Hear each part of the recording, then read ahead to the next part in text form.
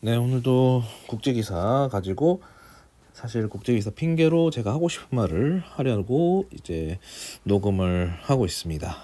반갑습니다. 지금 현재 유럽 이민자 청년 유색인종도 지지하고 있는 극우정당, 지금 유럽이 극우정당의 이제 지지율 상승으로 해서 고민이 빠져 있겠죠. 상당한 수치를 20%를 이미 넘어선 상태고, 사실 어느 정도면은 특정 국가에서는 연립정당의 구성이 될 수도 있고, 어떤 대선이나 이런 부분에서 이제 꽤나 큰 득표율을 가지고 있는 이 극우정당들의 그 선동은 참 교묘하죠. 자신들을 지지하는 방법을 알고 있는 거죠. 이 혼란스러운 상황, 그러니까 기성정당에 대한 반발감을 적절하게 이용해서 희생양을 만드는 스타일.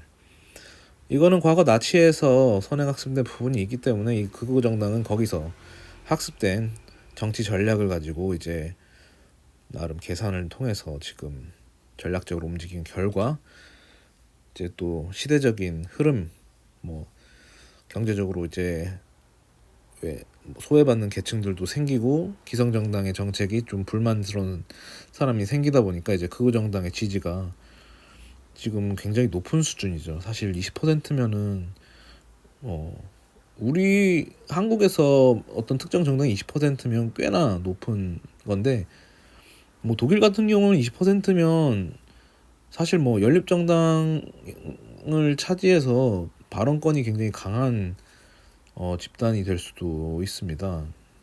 제가 알기로는 그렇게 일단은 얄팍한 고졸 지식으로는 그렇게 알고 있는데, 이게 참 문제라는 거죠. 이게 왜 지지할까 그들을. 그렇다고 해서 사람들이 뭐 무지해서 지지할까요? 그렇기보다는 그 사람들도 극우정당이 기존의 이제 수권 정당들이 뭐 계속 극우정당보다 뭐 못난 정치력 혹은 못난 뭐 경제 정책을 하고 있다고 생각은 하진 않을 거라고 봅니다. 근데 극우정당은 이제 빈틈을 파고드는 거라고 보거든요. 지금의 그 어려운 현실 정치가 기성 정당이 해결하지 못하고 있고, 그리고 지금까지 어쨌든 꾸준히 지지해온 정당에 대해서 이제 비판하다 못해 이제는 못 믿었다 보니 이제 극우 정당의 그 자극적인 선동 프로파간다에 당하는 거죠. 왜냐면 극우 정당의 이제 발언들은 직설적이고 자극적이고 왠지 맞는 말 같으니까. 극우 정당의 이제 결국 방법은 뭐냐? 이젠 희생 집단을 만들어서 그들을 코너에 몰아넣는 전략을 세우는 것이죠. 처음에는 참 아이러니하게도 뭐 이런 이민자 집단이나 유색인종들, 공격을 당해도 딱히 큰 반발심을 자극하지 않는 소수 집단을 타겟을 삼아서 희생양을 삼았죠. 근데 이제 이민자 집단들 중에서도 이미 정착한 지도 오래됐고 뭐 2세대 3세대 이상 장기적인 집단, 이제 영주 집단이 된 그런 공동체 같은 경우는 사실 건들기가 어렵죠. 타격도 없고 그 정당의 전략이 먹히지 않으니까 이제 그쪽으로 표심이 이동하는 경우는 적죠. 그리고 뭐 유색인종, 뭐 흑인이나 뭐 동양인 같은 경우는 뭐 유효할 수는 있을 것 같은데, 딱히 그들을 타겟 희생양 삼아서 이렇게 다른 극우 정당에 흡입될 만한 소스가 좀 없긴 해 보여요. 너무 약자이기도 하고, 뭐 그들을 비판할 만한 요소는 뭐 불법 체류 뭐 이 정도. 근데 불법 체류 같은 경우는 더 타겟으로 삼을 만한 집단이 이제 있죠. 바로 난민입니다. 지금 극우 정당이 급성장하고 있는 배경에는 결국 난민들을 타겟으로 잡은 그 선동에 있습니다. 사실 이제 난민 신분으로 거주하는 집단, 그리고 난민 비자 혹은 난민에서 이제 정상적으로 영주할 수 있는 비자를 가진 집단들, 이런 사람들이 이제 타깃이 될 수밖에 없는 게, 이 난민에 대한 불만이 지금 어떻게 보면 유럽 전반에 걸쳐서도 많은 국민들이 그렇게 좀 불만감이나 반대하는 마음을 갖고 있습니다. 사실 독일의 메르켈 총리 같은 경우도 그 난민 정책에 대해서 좀 우리는 뭐 좀 많이 받아야 된다 이런 과정 속에서 지지를 많이 잃고 뭐 꼭 그것 때문은 아니지만 결국 총리 자리에서 이제 내려온 셈이죠. 오래 했으니까 뭐 시기적으로는 이제 은퇴를 한 셈이긴 한데 결국 되게 굉장히 장기적인 기간 동안 독일을 이끌었던 정말 여성 총리로서 마지막에 그 난민 정책만큼은 사실상 실패로 돌아가지 않았나 싶습니다. 그런 전례도 있고, 그러니까 난민 문제가 결국 제2의 반유대주의 문제하고 약간 오버랩되는 거는 저만의 오바스러운 생각일지 모르겠네요.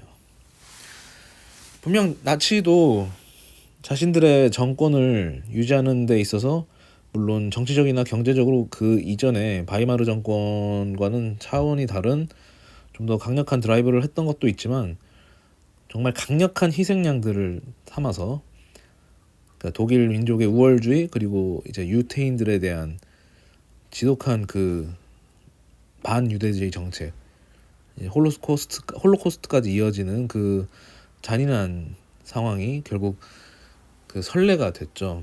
근데 지금 같은 경우는 그때 반유대주의 감정 같은 경우는 조금 다르긴 해요. 반유대주의라는 거는 당시 그 나치가 갑자기 만들어내는 개념이 아니고 굉장히 유구한 역사 안에서 끄집어 올려온 개념이기 때문에 선동하기도 좋았고 또 그 당시에는 광기의 시대였다 보니까 또 모두가 동의하는 그런 상황이었는데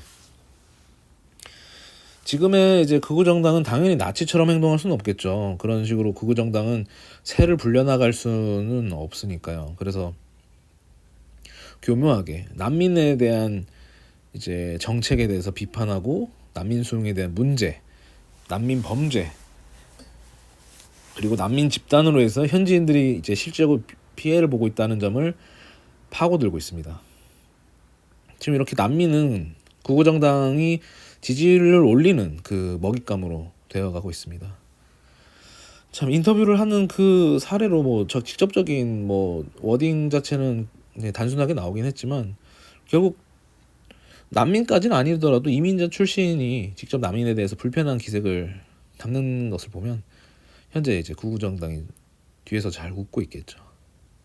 사실 극우 정당 눈에서는 순수 영주자가 아닌 시민이 아닌 이제 뭐 이민자 출신 그런 사람들에 대해서 결국 난민 문제가 해결되거나 난민들을 희생장에서 더 이상 쓸 이유가 없게 되면 그 다음 타겟은 불안정한 체류하고 있는 이민자 집단에 대한 공격이 들어갈 게 뻔합니다.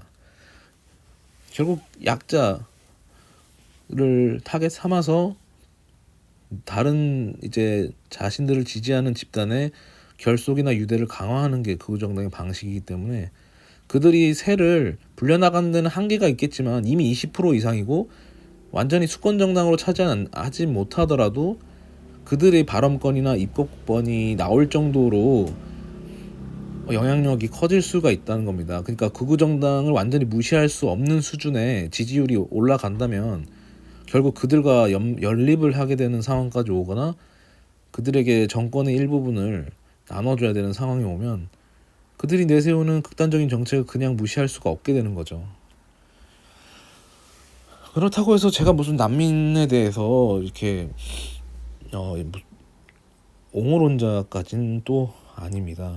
왜냐면 난민 문제가 그렇게 해결하기 쉬운 문제도 아니고 실제로 난민을 받아들임으로 인해서 발생했던 집단적인 범죄 행각도 무시 못할 건 사실 압니다. 그러니까 난민이 희생양이 된 건 어떻게 보면 난민들에게서도 이제 문제가 있다는 건데 좀 안타까운 면이죠.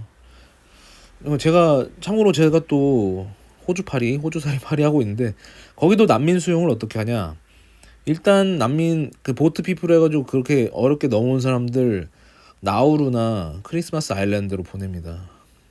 여긴 사실상 호주라고 볼 수 없는 곳이죠. 나우루는 이제 다른 나라기도 하고 크리스마스 아일랜드는 호주령은 맞는데 진짜 둘 다 그냥 사람 살만한 섬이 아니에요. 이제는 그냥 수용소나 마찬가지고 그리고 제가 이제 호주에서 지낼 때쯤에 이제 제가 지금 정확한 건 모르겠는데 캄보디아하고 협정을 맺어가지고, 그러니까 난민을 이제 호주로 오는 난민을 캄보디아가 받는 대신에 이제 일정 부분 경제적인 지원을 하겠다는 그런 협약을 발표한 기사가 났었어요. 그러니까 이제 난민 정책에 대해서 호주는 거의 이제 이건 반대나 마찬가지라고 볼 수 있고, 근데 난민에 대해서 우호적인 캐나다도 지금 이민자들 받는 것도 좀 힘들어서 이 아마 호주처럼은 못해도 아마 난민에 대한 그 수용이 굉장히 어려워질 거는 사실입니다. 우리나라 같은 경우는 뭐 난민을 수용하지 않는 나라나 마찬가지죠. 뭐 거의 거부한다고 보면 되는데, 참 감상적으로 난민을 수용할 수 있는 그런 부분에 있어서는 부딪힘이 많은데, 참 이걸 이용하는 극우 정당을 보면은 참 유럽에 있는 정치권에서는 골머리가 아플 거라고 봅니다. 어쨌든 이런 극우 정당의 득세에 대한 기사를 보면서 이제 난민 문제까지 한번 얘기해봤는데요. 또 괜찮은 기사, 국제 기사 있으면은 이렇게 소개해 보도록 하겠습니다. 아무래도 국제 기사를 통해서 어떤 정치적인 상황들을 얘기할 수 있는 게 좋은 것 같아요. 그러니까 국내 정치는 좀 색깔론으로 빠져서 너무 얘기할 수 있는 것도 없는데, 이제 국제 문제 같은 경우에는 좀 더 뭐랄까 그 거리감이 있기 때문에 좀 객관적으로 받아들일 수 있는 정보도 있고 생각해볼 만한 거리도 좀 더 시야가 넓어지는 경향이 있어서 좋은 것 같습니다. 언제 이렇게 난민 얘기를 해볼까요? 아무튼 좋은 기사였고요. 다음에도 좋은 이야기 있으면 한번 이야기 나눠보도록 하겠습니다. 감사합니다.